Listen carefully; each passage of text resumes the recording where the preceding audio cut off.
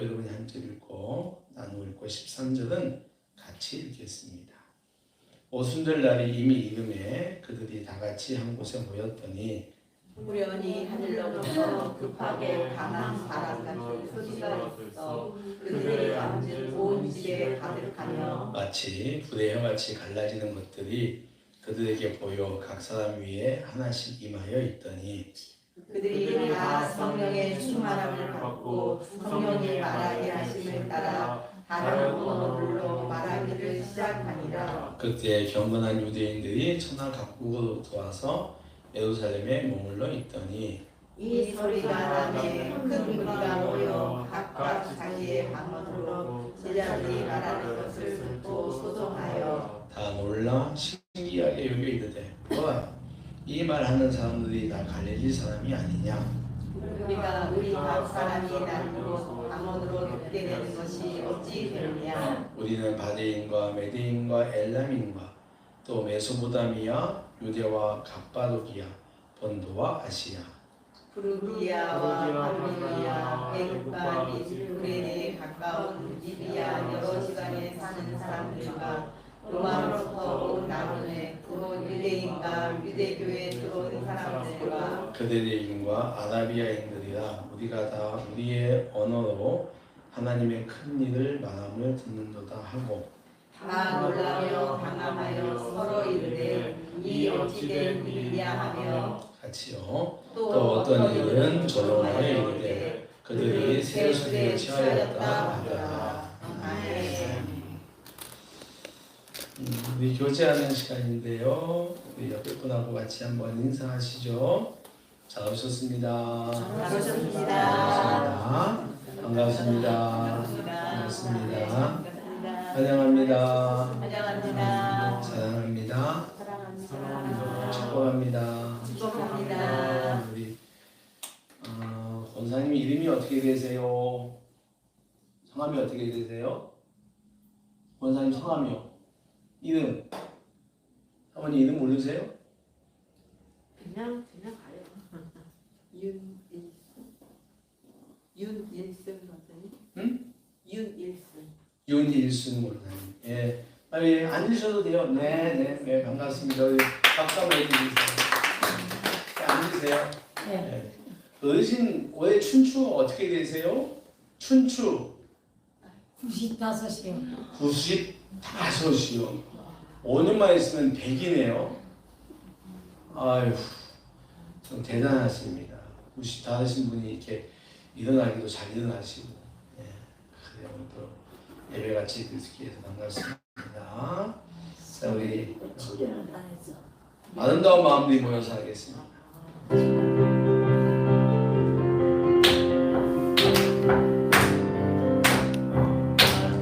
아름다운 마음들이 모여서 주의 은혜 나누며 예수님을 따라 사랑해야지. 우리 서로 사랑해. 하나님이 가르쳐준 한 가지 내 이웃을 내 몸과 같이 미움 다툼 시기 질투 버리고 우리 서로 사랑해. 이 다음에 예수님을 만나면 우리 뭐나 말할까. 그때는 부끄러움 없어야지. 우리 서로 사랑해. 하나님이 가르쳐준 한 가지 내 이웃을 내 몸과 같이 사랑해. 미움 다툼 시기 질투 버리고 우리 서로 사랑해. 자, 우리 한 번 더 축복의 인사하죠. 사랑합니다.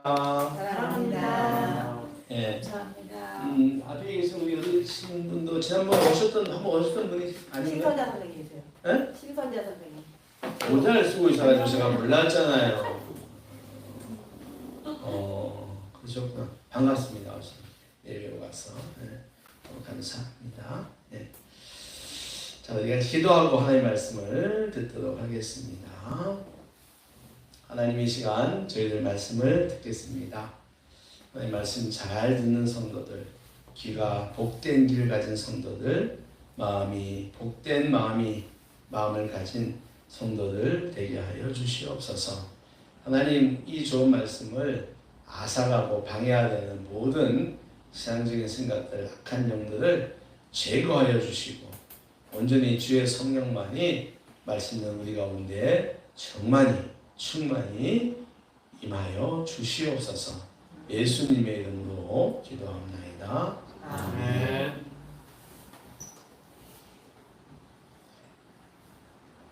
할렐루야. 하나님께서 이 시간도 말씀과 성령으로 여러분들에게 또 우리와 함께 하시기 바랍니다. 예.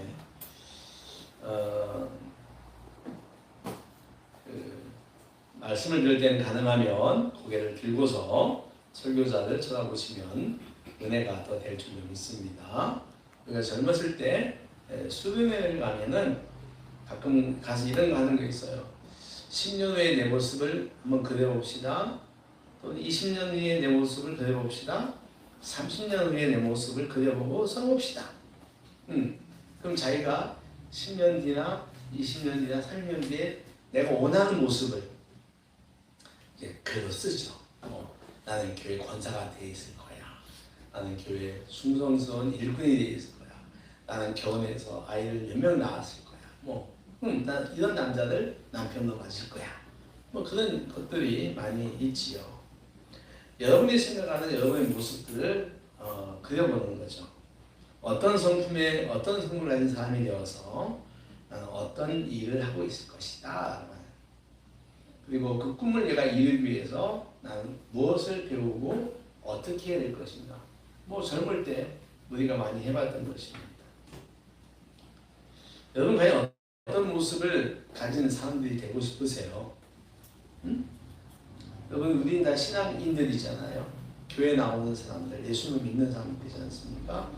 여러분들은 어떠한 성도가 되고 싶습니까?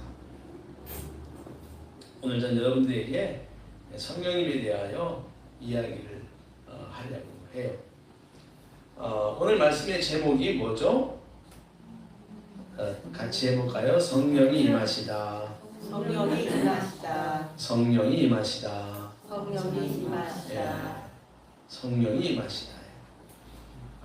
우리 예수님이 부활하신 후에 50일째 되는 날 성령이 임했습니다. 무덤에서 3일 만에 부활하신 예수님은 감람산에서 12 제자들이 보는 앞에서 더 있었을 거예요. 앞에서 천사들의 수종을 받으면서 하늘로 올라가셨어요. 예수님이 올라가신 다음에 제자들은 다락방에 모여서 예수님께서 말씀하신 성령을 사모하고 기다렸습니다. 그리고 10일째 날 드디어 오순절 날이 그날이 오순절 날인데 이르러 불같은 성령이 저들 위에 임하였다 라고 오늘 1절부터 4절까지 말해요. 우리가 읽었던 2장 1절부터 4절까지 우리 다 같이 한 번 더 읽어보겠습니다. 시작. 오순절 날이 이르니 그들이 나같이 한 곳에 모였더니 그들이 영으로부터 급하고 강한 바람 같은 소리가 있어 그들이 앉은 온 집에 가득하며 마치 불의 혀같이 갈라지는 것들이 그들에게 보여 각 사람 위에 하나씩 임하여 있더니 그들이 다 성령의 충만함을 받고 성령이 말하게 하심을 따라 다른 언어들로 말하기를 시작합니다. 아멘. 이렇게 얘기를 할 수 있어요. 갑자기 하늘로부터 급하고 강한 바람 같은 소리가 있었다. 갑자기 그 모인 장소에 아주 강하고 급한 바람 같은 소리가 있었다는 거예요. 어떻게 표현할까요? 어떻게 표현할 수가 있을까요? 급하고 강한 바람 소리는 어떤 걸까요? 치덕치다님, 급하고 강한 바람 소리는 어떤 거예요?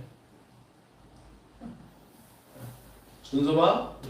준섭이가 생각하는 급하고 강한 바람은 어떤 소리야? 폭풍 같은 거. 그렇죠. 근데 갑자기 이게 임했대. 그러면 갑자기 우바당탕탕 우당캉캉캉 뭐 그랬을까요? 네. 제가 지난 주간에 태국 봉사활동 갔다 왔잖아요. 저녁에 나가서 이제 사람들같이 이제 그 저녁에 거리를 나갔는데 그날 맑았거든요. 근데 밤 몇 시인지 모르겠어서 갑자기 전혀 생각지 못했던 갑자기 그냥 빗소리가 어떻게 그렇게 급작스럽게 비가 오죠? 탕탕탕탕. 그게 그 유명한 이제 열대 지방에 있는 스콜이라고 하는. 근데 너무 소리가 컸어. 다 깜짝 놀랐어. 그래서 이게 급하고 강한 바람 소리인가? 제 그런 그들이 갑자기 막 천둥이 치고 번개가 번쩍번쩍 울리고 그 어마어마 놀래가고 호텔 갔더니 호텔은 다 정전이 돼버렸어. 어둠의 세상이 돼버렸어. 그래서 그게 이게 그건가? 뭐 그런 생각을 했습니다. 어쨌든 어떤 아주 급하고 강한 바람 소리가 있고 그 소리가 그들 앉아있는 집에 가득했다. 그리고 두 번째 모습은 불의 혀같이 갈라지는 것들. 그러니까 불의 혀같이 불길 보면 끝날 때 다 이렇게 갈라지잖아요. 불의 그런 것들 그걸 불의 혀라고 표현한 거예요. 그런 것들이 각 사람에 하나씩 있다. 그러니까 한 사람 머리 위에마다 막 이렇게 불길이 혀같이 갈라진 불길이 막 있다는 거죠. 그래서 이 두 가지 급하고 강한 마음 소리가 있고 불의 혀 같은 것이 갈라지는 것이 각 사람 머리 위에 다 있다. 그래서 다 그들이 성령의 충만함을 받고 성령의 마음심을 따라서 다른 언어로 말하기 시작했다. 각 나라의 언어로 말하는 거예요. 이처럼 예수님은 제자들에게 성령을 보내주시겠다고 하시고 약속을 지켰습니다. 요한복음 13장 4장을 보면 이런 내용이 나와요. 자, 요한복음 13장 14장은 이런 말씀인데 주님께서 제자들에게 이런 말씀하셔서 내가 너희를 떠날 거다. 뭐한다? 떠날 것이다 라고 말해요. 제자들은 주님의 이 말씀에 술렁거립니다. 이런 거죠. 가긴 어딜 간다는 말씀입니까? 우리 민족을 해방시키러 로마로 간다는 말씀인가요? 그렇다면 우리도 데리고 가야지 왜 당신만 혼자 가신다고 합니까? 혹시 우리 외에 또 다른 제자들을 데려오고 가시는 거라고 하시나요? 그러니까 제자들은 굉장히 불안합니다. 근심합니다. 그러니까 그 제자 공동체 분위기가 좋지 않아요. 이걸 못 들 리가 없죠. 예수님께서 제자들을 쭉 모아놓고 이런 말씀하시죠. 성령이 오실 것이다. 누가 오실 것이다? 성령이 오실 것이다. 이런 말, 내가 간다고 조금도 걱정하지 말아라. 내가 너희 곁을 떠나지만 나 대신 다른 보혜사 성령이 오실 것이다. 이 보혜사 성령은 너희와 영원토록 같이 있을 것이야. 그 성령님은 내가 너에게 가르친 모든 것을 생각나게 할 것이야 라고 이야기를 해요. 그러니까 내가 간다고 너무 슬퍼하지 말아라. 나 대신 누가 온다? 성령님이 오시는데 그분이 오셔서 너희와 영원히 함께 하면서 내가 너희에게 가르치고 말했던 것을 생각나게 할 거다라고 하는 거예요. 이런 말씀도 있어요. 요한복음 16장을 보면 이런 말씀. 내가 너희에게 실상을 말하노니 진실을 말하노니 내가 떠나는 것이 너희에게는 유익이다. 내가 떠나는 것이 너희에게 유익이다는 거예요. 왜냐? 내가 떠나가지 않으면 보혜사가 너희에게 오지 않을 거야 라고 하는 거예요. 가서 내가 보혜사를 너희에게 보내리니 그가 와서 죄에 대하여 의에 대하여 심판에 대하여 사랑을 책망하시리라 라고 해요. 그러니까 성령이 계속 오신다는 얘기를 해요. 이와 같이 예수님은 이미 오래전부터 보혜사 성령을 보내줄 것을 말씀하셨습니다. 그래서 예수님의 제자들은 예수님이 승천하신 후에 예수님의 말씀을 생각하면서 어떤 생각이죠? 어떤 말씀을 생각한 거죠? 보혜사를 보내줄 거다라고 하는 것을 생각하면서 그 말씀을 믿고 간절히 기도하였습니다. 마침내 오순절날 성령이 임했다고 하는 말씀입니다. 할렐루야. 아멘. 예수님의 말씀을 믿고 간구하니까 이루어졌다는 거예요. 순종하는 믿음에 성령이 임했다고 하는 것입니다. 지금부터 2000년 전 마가의 다락방에 모였던 120명의 성도들은 강력한 성령을 충만히 받았습니다. 오늘 우리 시간에 우리도 믿고 사모하면 성령께서 충만하게 우리 마음 가운데 부어질 줄로 믿습니다. 아멘. 성경에는 성령의 사람들이 나오는데 모두 이 사람들은 중요한 일을 합니다. 구약 창세기에 나오는 요셉은 아무도 풀지 못했던 왕의 꿈을 정확하게 해석합니다. 성경은 이를 가리켜서 명철과 지혜라고 설명을 하고 이는 그가 성령의 감동을 입었기 때문이다고 이야기를 해요. 다시 말하면 요셉이 가졌던 그 놀라운 명철과 지혜는 성령의 감동을 입었기 때문에 성령 충만으로 왔다는 것입니다. 할렐루야. 아멘. 발람 선지자라는 사람이 있습니다. 그는 모압 왕이 주는 재물과 명예에 유혹을 당했습니다. 돈 많이 줄게, 금은 보석 많이 줄게, 한 가지만 해줘. 그게 뭐냐면 이스라엘 백성을 저주하라고 하는 거예요. 뭘 하나? 이스라엘 백성을 저주하라. 네. 근데 그럼 어떻게 됩니까? 그가 돈과 명예를 받고 유혹에 빠져가지고 이스라엘 백성을 저주해야 되는데 끝끝내 저주하지 못합니다. 성경은 이렇게 말해요. 그에게 성령이 임했기 때문이다. 할렐루야. 아멘. 다시 말하면 그에게 성령이 임하여 그를 유혹하는 세상의 유혹과 제약으로부터 지켰다는 거예요. 그러니까 성령이 충만히 임하면 우리가 죄로부터 또 내 자신의 유혹으로부터 우리는 지킴을 받을 수 있다는 뜻입니다. 여호수아가 있죠. 그는 모세의 후계자가 되어서 자기 민족을 가나안 땅으로 인도한 사람입니다. 근데 성경은 그도 민수기 20장을 보면은 성령에 감동되었다라고 얘기해요. 어디에 감동되었다? 성령. 다시 말하면 성령이 충만했다는 뜻이죠. 성령의 감동을 받았기에 그 험하고 곡절로 가득한 가나안 땅 매일 전쟁, 7년 전쟁했잖아요. 그 속에서도 가나안 땅에 들어갈 수 있었고 승리할 수 있었다. 성령이 충만했기에 주어진 처한 환경 앞에서 그는 담대하고 용감했다라고 하는 겁니다. 사사기에 나오는 사사들도 다 성령의 충만을 받았다고 얘기를 합니다. 우리가 잘 아는 말씀, 지난번 우리 성령 강림절에 선포되었던 말씀에 보면은 스가랴 4장 6절이잖아요. 만군의 여호와께서 말씀하시되 이는 세상의 모든 일, 인간의 힘은 되지 아니하며 능력으로 되지 아니하며 오직 나의 영으로 되느니라. 나의 영이 누굽니까? 성령이죠.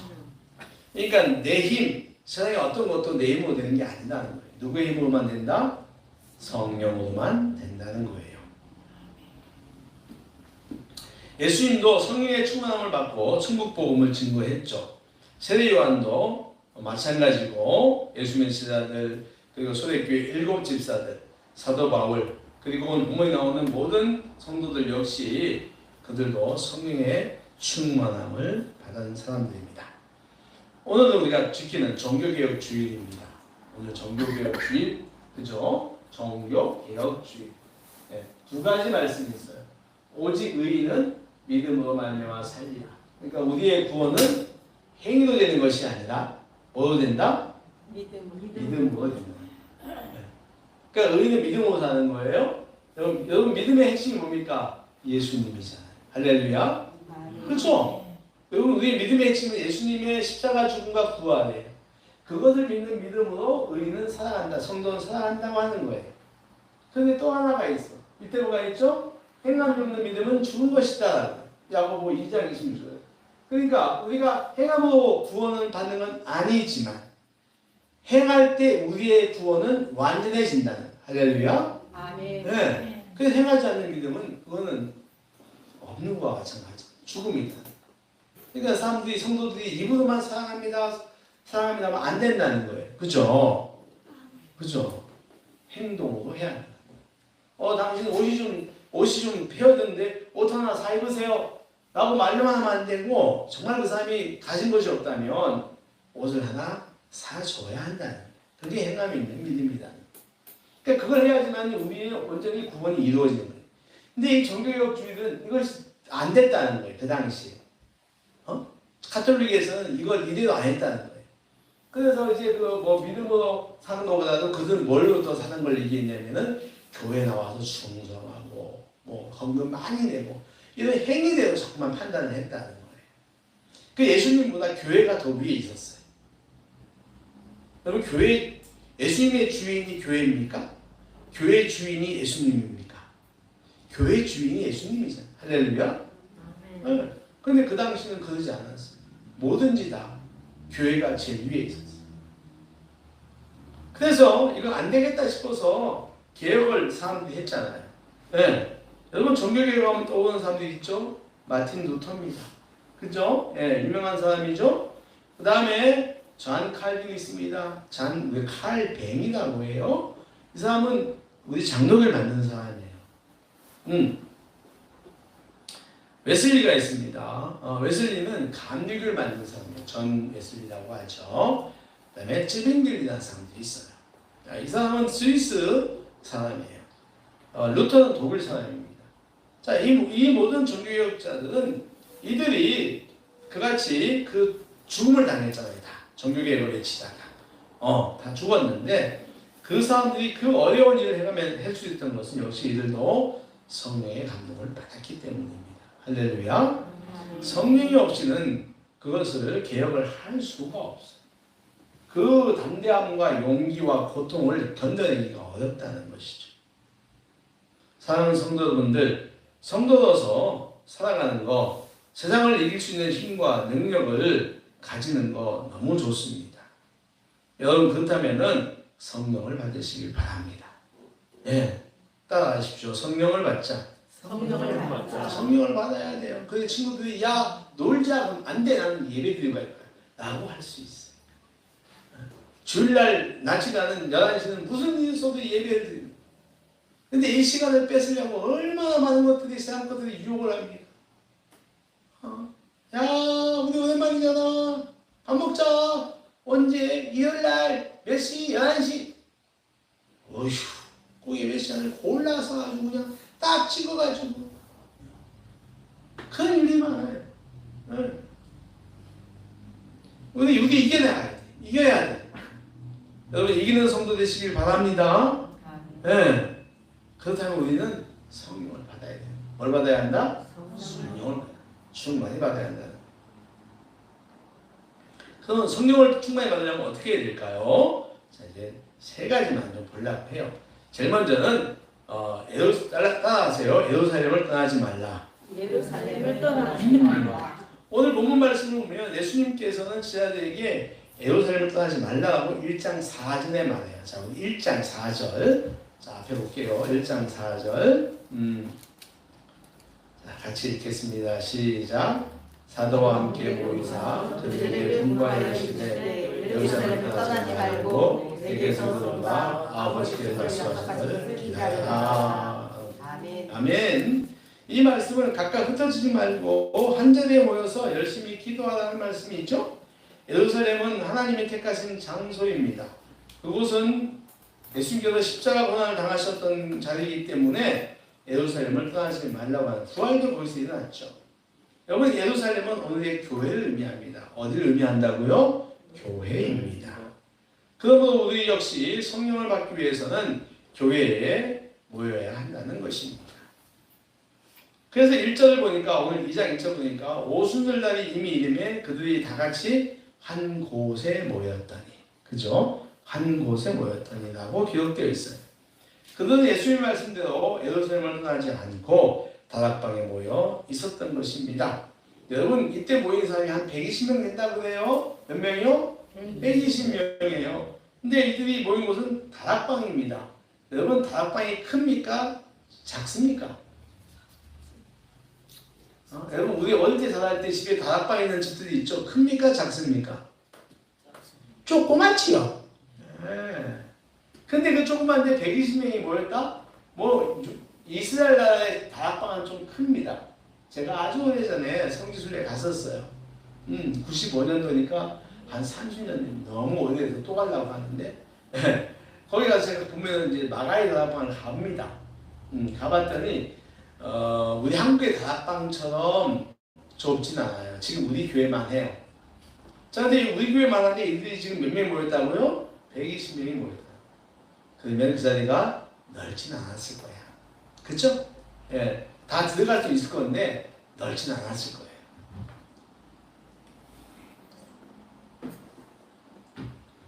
그런데 그들은 이런 육체적인 불편함을 무릅쓰고 견디며 예수님께서 말씀하신 성령을 기다렸다고 하는 겁니다.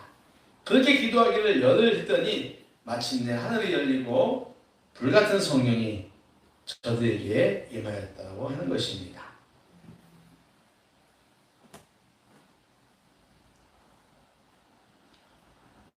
우리 시대가 성령의 충만함이 무엇보다도 필요한 시대인 것 같아요.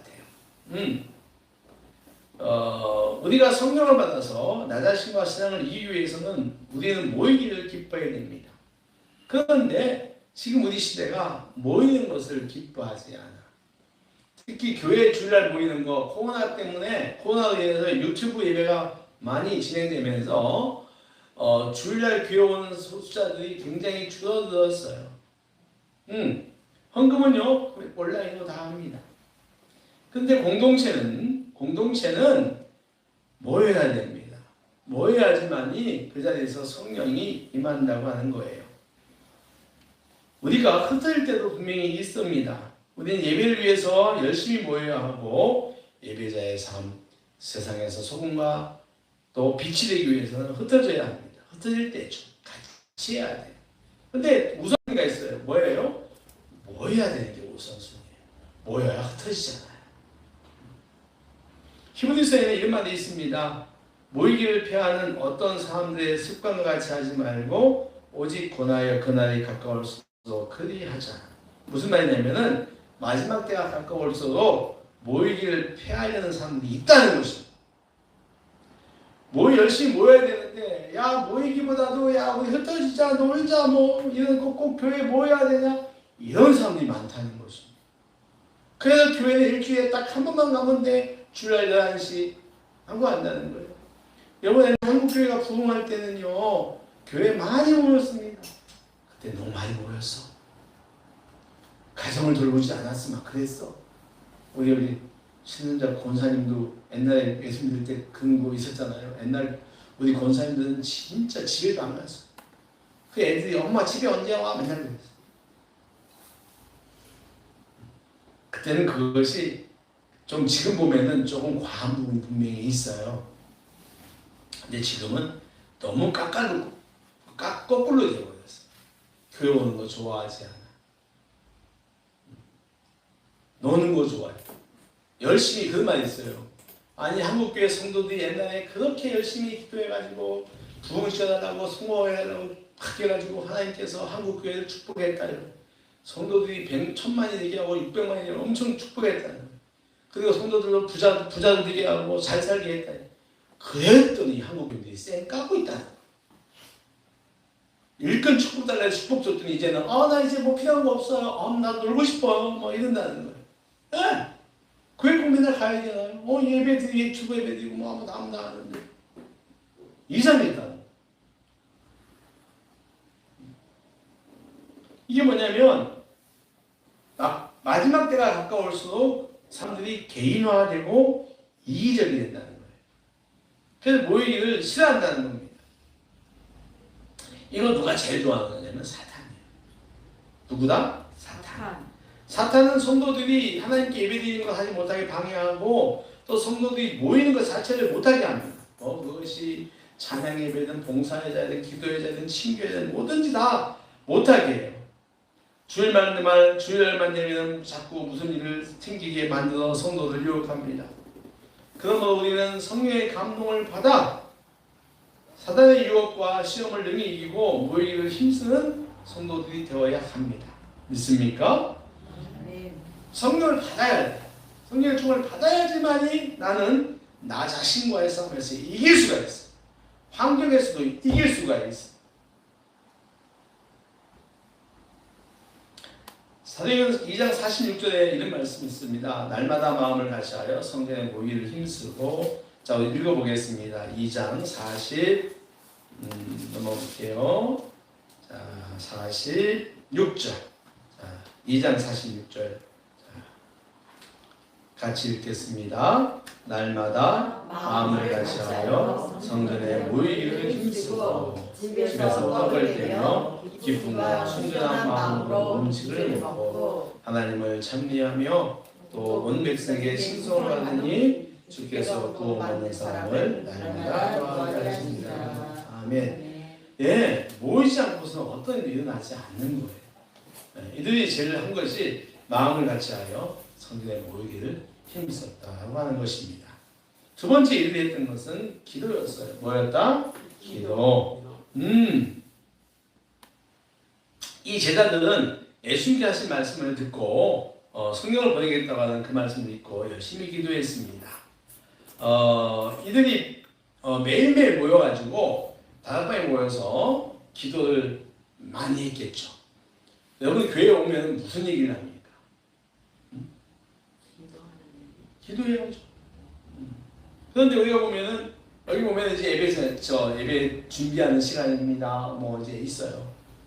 침묵으로 우리가 마음을 정리합시다 했는데 이거 말씀만 이게 있고 보면은 여러분들은 우리 대부분이 뭐 지나간 주간에 있었던 이야기 뭐 이런 이야기 저런 얘기 개인적인 걸 많이 해요. 근데 그 시간에 물론 우리가 성도서의 교제 안부 묻는 것도 굉장히 중요합니다만 그보다 더 중요한 것은 기도하는 것이다. 믿습니까? 네. 어떤 기도? 예배드릴 때 은혜 받게 하려고 내 심령을 변화시켜 달라고 그렇지 않습니까? 우리 예배드리러 왔지 뭐 우리 사람만 넣으면 아니잖아요. 네. 그러니까 교제가 먼저 되면 안 되는 거예요. 기도가 항상 먼저 돼야 한다는 것입니다. 우리는 기도해야 합니다. 모여서 기도하고 혼자서도 해야 합니다. 기도는 하나님의 마음을 움직이는 능력이 있습니다. 뭐가 있다고? 하나님의 마음을 움직이는 능력이 있습니다. 하나님의 뜻은 당신을 믿는 모든 이들이 성령 충만을 받는 것입니다. 기도는 하나님의 약속을 확실하게 받는 가장 강력한 열쇠인 거예요.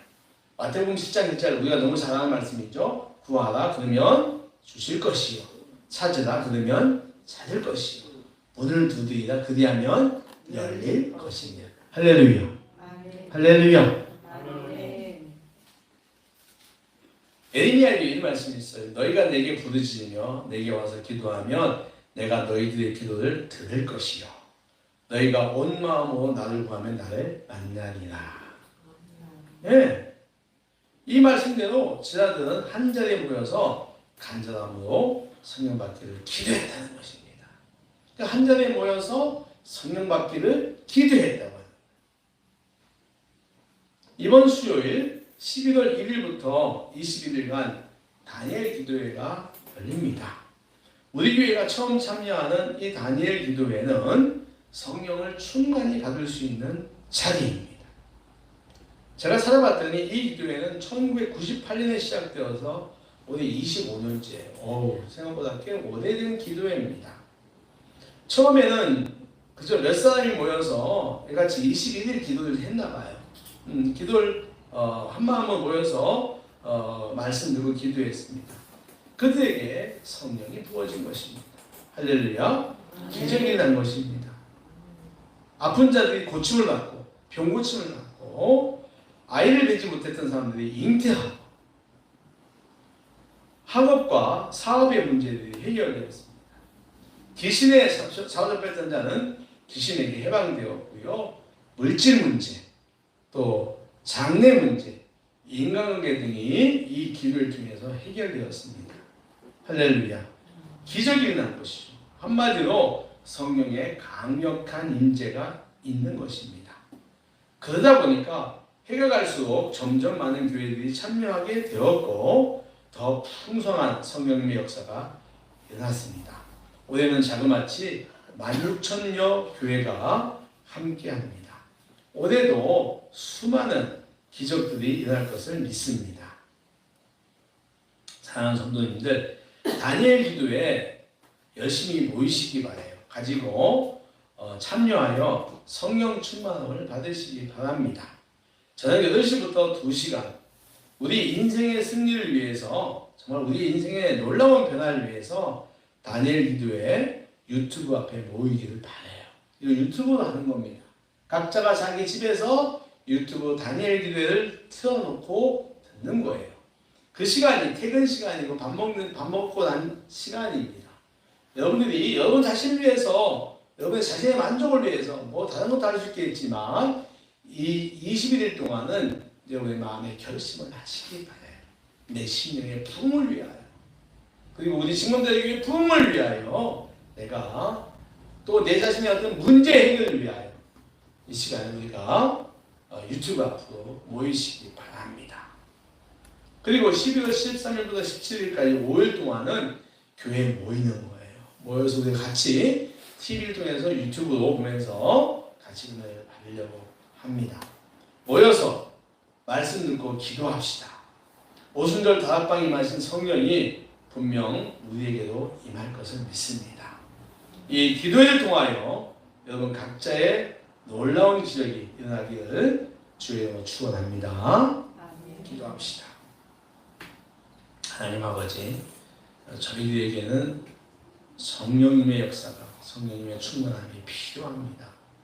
성령 충만 받았던 사람들이 그들의 인생이 크게 성공했던 것을 성경은 말하고 또 많은 믿음의 선배들이 말하고 있습니다. 하나님, 저희도 성령 충만을 받아야 될 줄로 믿습니다.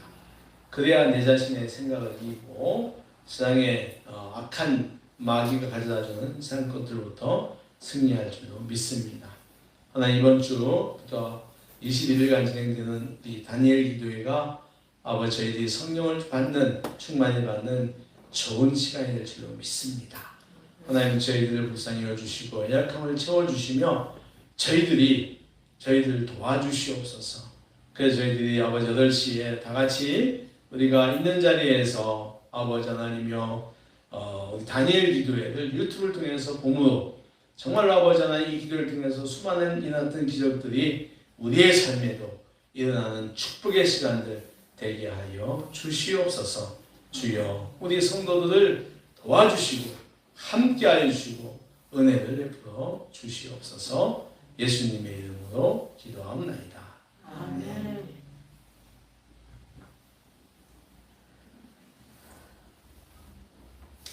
184장 하겠습니다.